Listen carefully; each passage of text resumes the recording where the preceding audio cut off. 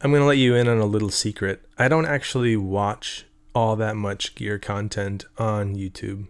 When you're kind of in the mode of creating content, of shooting videos, of thinking of new ideas, writing songs and sketches, kind of the last thing that I find myself wanting to do is sitting in front of the screen and watching more videos. In this age of the bombardment and flurry of content, of videos, of songs and music, of any and all varieties of media, we're left with the choice of what we're going to spend our time and attention taking in. And I've kind of thought a lot about that as a creator and wanted to sort of take seriously that and do the best I can to create things that I'm proud of, things that I'm interested in, that are fun for me to create, and hopefully connect with you guys as an audience and as followers in a way that's meaningful, that's motivational and inspiring and encouraging to you. So today I kind of wanted to take some time and talk about a few of the creators that have inspired me in the past, some people that I am really into currently,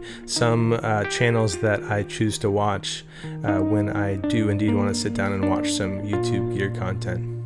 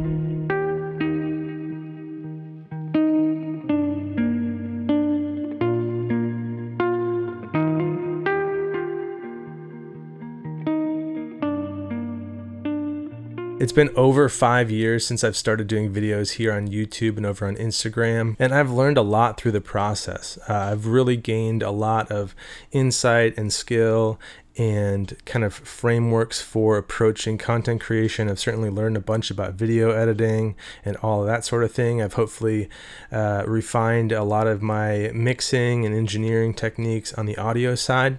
And it's kind of made me appreciate all the work that goes into making a great piece of content that connects with people, that sounds good, that looks and feels good. And so while a lot of people get kind of caught up in the grumbling and complaining about fighting against these mysterious algorithms and sort of working to get traction in the different avenues and the different platforms, I think for me, I've really tried to embrace and find the joy in the process. For me, that means finding ways that I can enjoy sitting down to shoot videos like this, finding joy and inspiration in writing new music and showing that to you guys through videos and through clips over on Instagram. And I think for me, the people that I'm drawn to as far as creators go are ones that have kind of embraced that same pursuit as well. A pursuit that is less about making it or about numbers, but more about finding the joy in the process and kind of communicating that in a pretty organic way through their videos. And so that's kind of been my aim and my goal in the last year or two, to really kind of lean into that and embrace that. It's kind of something that honestly can translate into so many different areas of our lives. And for me, it really has, to find the joy in the process, to live into the moment of what you're doing and kind of worry less about the outcome, less about the numbers and the analytics. Engage your success a little more on how it feels to do the thing you're doing and how you feel after you've done the thing. And in the ways that you can reflect back and look and see the progress that you've made, the things that you've produced, the art that you've created, and be proud and satisfied and happy with that. I often joke about this, and it's kind of fun because he's become a friend and a buddy of mine in real life. But nearly everything I've learned, I've either learned from or stolen from Mark Johnston. So he's the first guy that I always recommend, that I always want to sort of elevate and promote when it comes to creators. I think Mark has this ability to really thoroughly communicate and present gear and the process of creating and producing some of the music that at least I'm really into. He has an uncanny ability to take a 3-knob overdrive pedal and spend an hour and a half talking about it. And for some people, I think that's a really beautiful, fun, deep dive. He also has this amazing sense for aesthetic, for coloring and the video side of things, for angles and framing and all that kind of stuff. And so I've learned a ton from Mark about the video side of producing content, certainly about the audio side of mixing and producing music, and just in the approach of outlining and covering specific pieces of gear, whether it be pedals or amps or guitars. He's just been kind of a wealth of inspiration and knowledge. So if you, for some reason, don't know Mark's channel, please check it out. He is number 1 on the 5 creators that I want you guys to know about.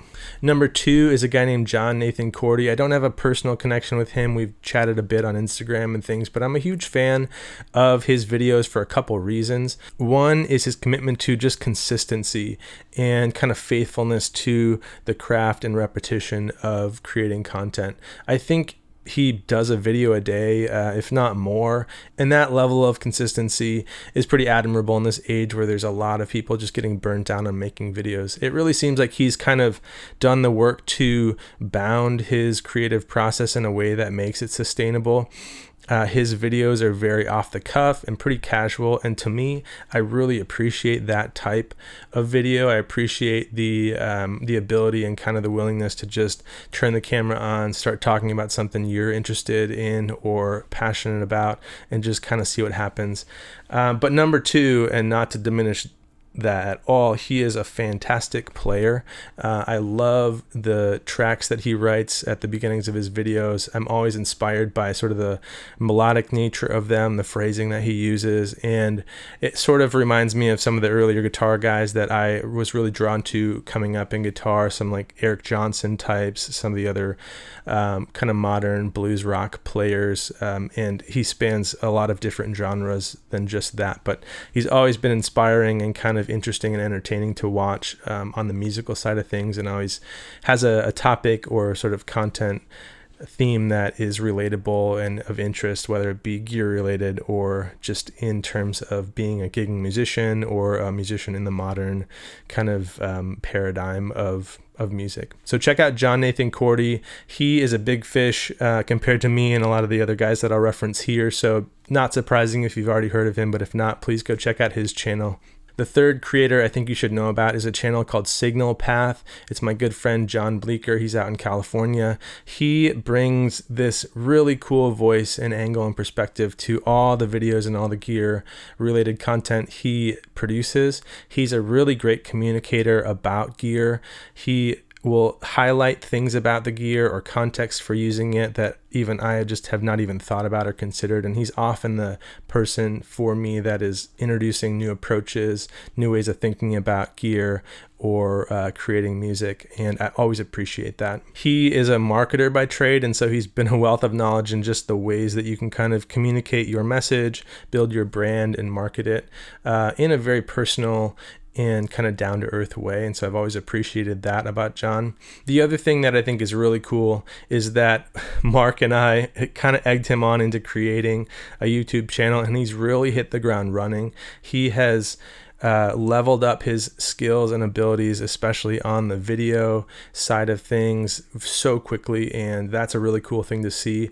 I love to see people that commit to something, that start something, and then commit to the process of growing and improving, whether that be gradually or quickly. And John is sort of this case study that you can commit to something, you can get up to speed on it, you can kind of find the intersection of passion, interest, and learning and gaining knowledge, and really make a beautiful thing of it. So please go check out his channel. It's SignalPath. It's linked below here, and he deserves a ton more followers than he's got already. So please go check him out. His recent video on a pedal called the Phantom Limb was one of the coolest sounding and looking videos I've seen in a long time. The sounds that he was pulling from that pedal were really inspiring to me. And so check that out as your starting point if you are into ambient experimental music. The fourth creator I think you should know about is a guy named Matt Lowery. He is another one of these guys who's just head and shoulders above myself in terms of videography. He is a videographer by trade as a professional in other areas of industries, and so his visuals, his aesthetic are just incredible. I think the way that he uses that as sort of an art form and incorporates his really cool, beautiful, usually ambient kind of experimental synth driven music is just a really impressive, really creatively inspiring thing to see.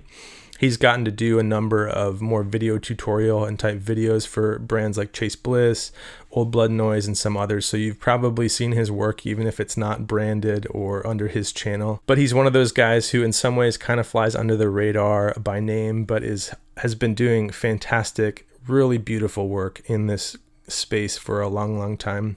He's always been an inspiration to me. He's been a really supportive person in terms of working with Little Box and also with some collaborative work on some tracks that I've released over the years. And so he is an inspiration. I think he will be inspiring and motivating to you if you check out his work. Matt Lowery here on YouTube and also over on Instagram. The fifth and final creator that I'll mention in this video, although there's a ton more that I could spend time talking about both here on YouTube and on Instagram, is Matt Rice, who runs a channel called Ambient Trash. Again, if you follow myself, if you follow Mark Johnston, you probably already follow Ambient Trash, but if you don't, please check out his stuff. The intricacy and the level to which he crafts his intro tracks for his demos are just out of this world. I'm always inspired by the stuff that he writes musically, some of the phrasing, some of the tones that he gets, and just the way that he composes those tracks is amazing. If you're into the kind of indie, alt rock, post rock, more mathy kind of sounding stuff, it's just really cool stuff. So go check out Ambient Trash. He does a great job highlighting gear in the context of those musical pieces, and then does a really thorough examination of some of the sounds on the back end of his demos. The aesthetic is really cool again too, and he's got that polish to a point where if you've seen one of his videos, you know that there's a consistency and kind of a flow to what he's doing. It was also really fun to get to kind of work alongside him and Mark to design a guitar with Balaguer, if you saw that project. And so it's just really cool, as I mentioned some of these people in the video, to kind of think about the ways that in this industry, it's a fairly small world, and it's been fun to rub shoulders with and kind of connect on a personal level with some of these other creators that are doing fun things. So go check out all those 5 creators, and please drop a note below if you've got someone that you think I missed. If there's someone that is your favorite YouTuber, content creator, gear influencer, whatever you want to say, I'd love to check them out. I'd love to kind of see what other people are doing in the industry. As you know, the algorithm tends to funnel you the 3 or 4 people that they think you'll like, and can kind of obscure a number of the other people doing cool stuff. So appreciate your support. Thanks again for watching these types of videos. Hit subscribe below if this is a channel that you appreciate and that you value, and it's a huge support to me here too. Take care.